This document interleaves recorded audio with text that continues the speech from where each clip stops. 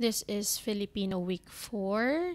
So, ako muna magbibigay ng uh, guide for the Smile Learners Packet on behalf of Teacher Malby. So, using the Smile Learners Packet, we have here Filipino 1. So, isulat mo ng pangalan bago tayo magsimula. Susing konsepto, ang bawat letra ay may tunog. So, every letter has its distinct sound. So, sa Filipino, nagkataon pareho lang sa MTB, kung ano yung titik, siya rin yung tunog. Wala nang ibang tunog. Unlike with English, the vowels has more than one sound. Like for A, marami siyang sound sa English. But in Filipino and sa MTB, kung ano ang tunog ng A na ganun din. So, wala nang pinagbago sa Filipino. And then, MTB. So, ang salita ay binubuo ng pantig. So, we can form words using the letters. The letters being combined. So, kagaya ng L at saka A, L and A, magiging ng la. So, ang pantig ay binubuo ng pinagsamang letra. So, yung la is pantig. Pantig ang tawag doon. Makakabuo ng pantig mula sa mga letra. Halimbawa, L at saka A, magiging la. T at saka A, magiging ta.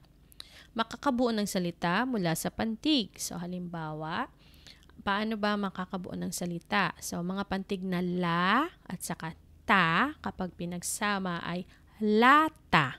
So, ayan ay isa ng halimbawa ng salita. So, may dalawang pantig ang salitang lata. So, la-ta. Pag pinagsama, lata. So, kaya ang salitang lata ay may dalawang pantig.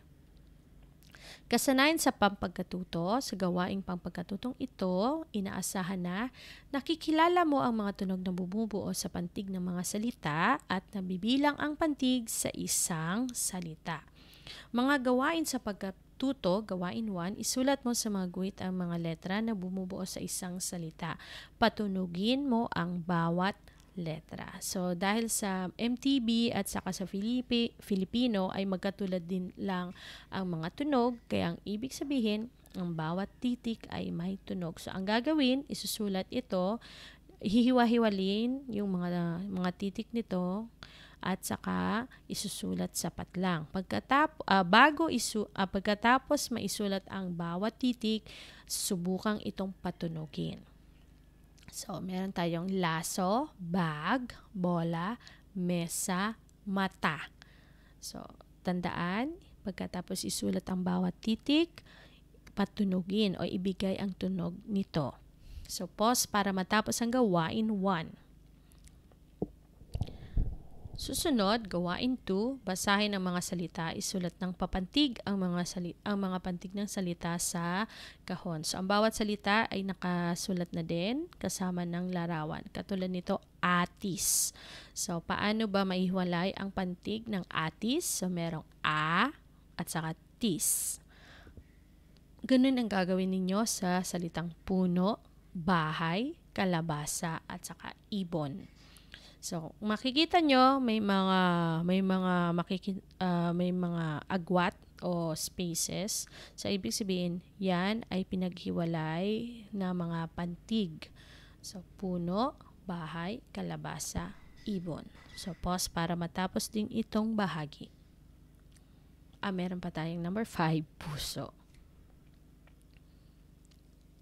Gawain 3, basahin at pantigin ang mga sumusunod na salita. Isulat kung ilang pantig ang bumubuo sa bawat salita. So, katulad ng halimbawa, malaki. Paano ba ito pagpapantig? Malaki. Paano naging 3 ang bilang ng pantig? So, ito ay 1, 2, 3. So, kaya may sagot tayong 3. So, sa salitang malaki, mayroong mga pantig na ma-la-ki. Ito ay may 3 bilang, 3 pantig.